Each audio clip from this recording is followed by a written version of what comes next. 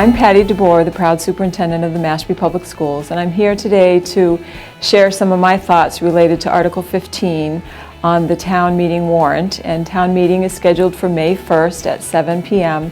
at the Mashpee High School, and we're very hopeful that all of our families and all of the townspeople will go to be involved in an active way with the government of your town. So Article 15 is about the Quashnet School Window project. It started out as a window project, but it has grown in scope. But it all began a year ago in early spring when the Massachusetts Building Authority issued an accelerated repair program, which happened to be for windows and doors. And so we were very quick to try to get all the paperwork in to be considered for that program. And the project was accepted. And part of that involved some early assessment, and they came down to get a feel for really what the scope of the window project would be. That then grew in scope to include the roof because of the way the windows are tied into the roof system. And it also grew to include the soffits.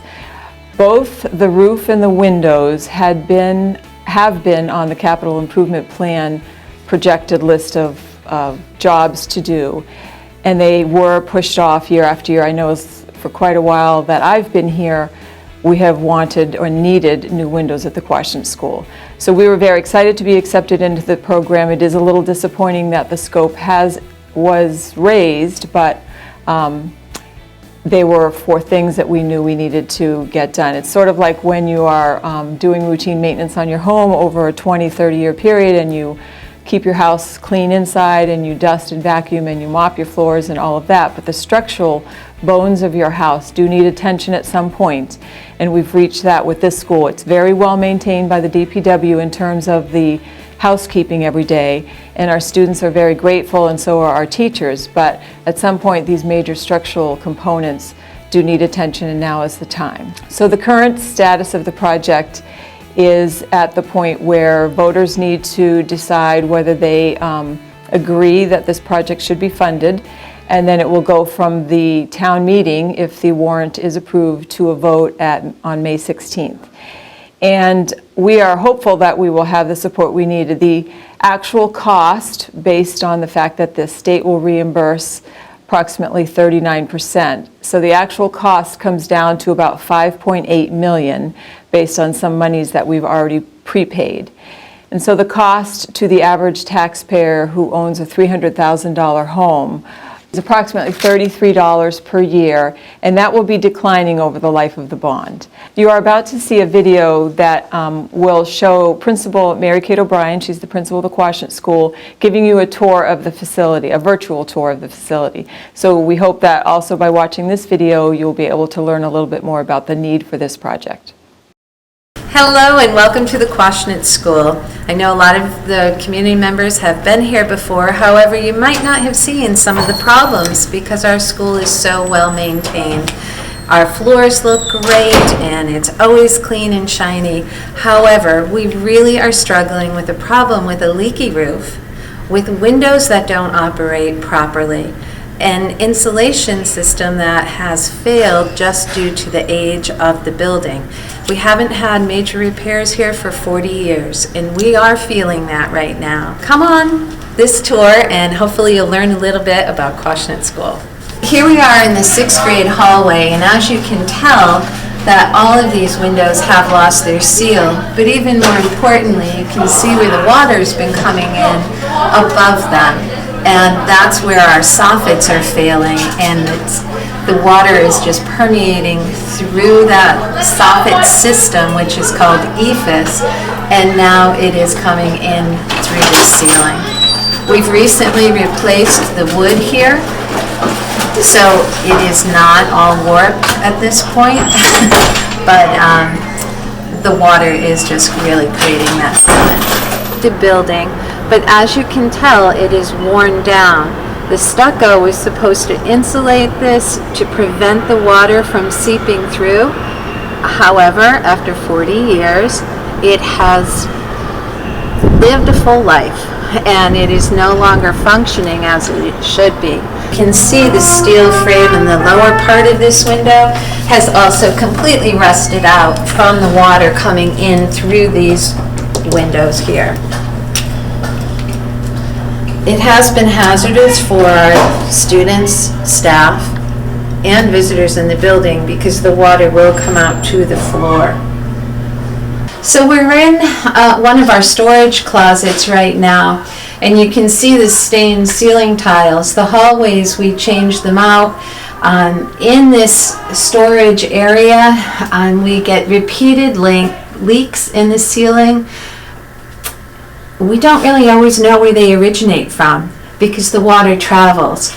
Part of the old building or original building, which was built in '78, as well as the Liberty Wing, which was built in '93. And when we look around here, we'll see two different types of soffit. This is the ephes with holes in it, which in certain areas of the building we have birds that have nested in those holes. But you can also see the wearing down of all of the stucco, which leaves the mesh.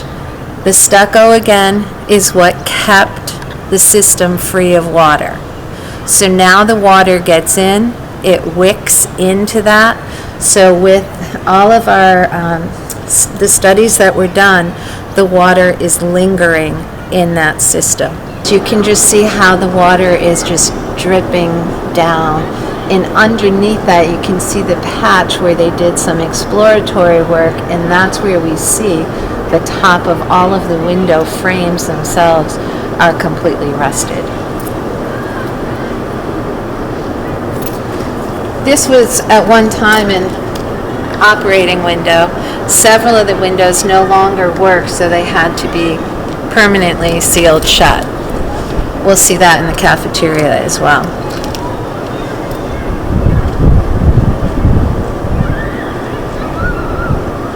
Try to be very clever in ways to make our school look so nice, but behind these walls here in the cafeteria, you can see the paint that will not stay. We cannot get tape to stay on these because these walls, when we looked at the infrared pictures, are pretty much saturated with water. So the paint keeps on peeling off. So we just saw the interior of the wall that was just peeling and nothing would stay on it. Well, this is the exterior side of that wall. You can see the stains from the water. The ephes system that has worn out above it.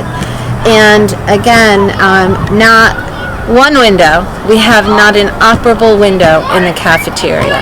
Every one of these windows has been sealed shut because they do not work. So here we are in the Quashnet School gym. We've had two windows actually crack and had to be taken out because they were a danger to the students and anyone that would come through the door. The entire top part of that window, of door 17, you can see has been boarded up. If you look down at the bottom of that left-hand door, that's the outside light. When the weather is bad, the wind is blowing in this direction, the entire floor is completely puddled up, and we do need to put barricades there just to keep the water out. We have the same problem with exit number 16 over on the other side of the gym, where that window also had to be taken out because it was broken and there was a fear of it actually falling out onto students. This is our polling place in the town of Mashpee, and I'm sure a lot of you are familiar with this. It looks great, but when that wind is blowing, the vents up above do drip down. With Article 15 and the approval of this article, we will be able to replace 86% of the exterior envelope of Quashnet School. We so appreciate the support we do get from the town. We are very lucky to be in Mashpee, and thank you, and hopefully you will see this need to invest in our school, in our town building. Thank you very much.